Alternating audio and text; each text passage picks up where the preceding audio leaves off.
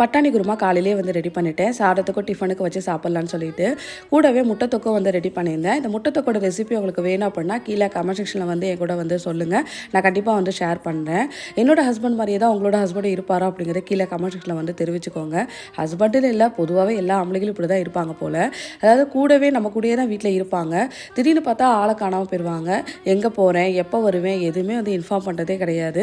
நம்மளாம் வந்து ஃபோன் பண்ணி கேட்டாலும் அந்த ஒரு வேலையாக வந்திருக்கேன் அப்படின்னு சொல்லிட்டு வச்சுருது. அப்பயுமே வந்து இங்கே போயிருக்கேன், இப்போ வந்துடுவேன் அப்படின்ற மாதிரி சொல்கிறதும் கிடையாது. நிறைய பேர் வந்து கமெண்ட் செக்ஷனில் வந்து சொல்லுவீங்க, ஆம்பளைங்களுக்கு 1008 வேலை இருக்குதுன்னு சொல்லிட்டு.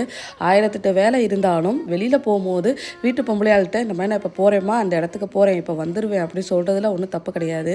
ஒரு எமர்ஜென்சி சுச்சுவேஷனில் வந்து அவங்க எங்கே போயிருக்காங்க நம்மளுக்கு தெரியல அப்படின்னா அது எவ்வளோ பெரிய பிரச்சனையில் முடியும் அப்படிங்கிறது அவங்களுக்கு தெரியாது.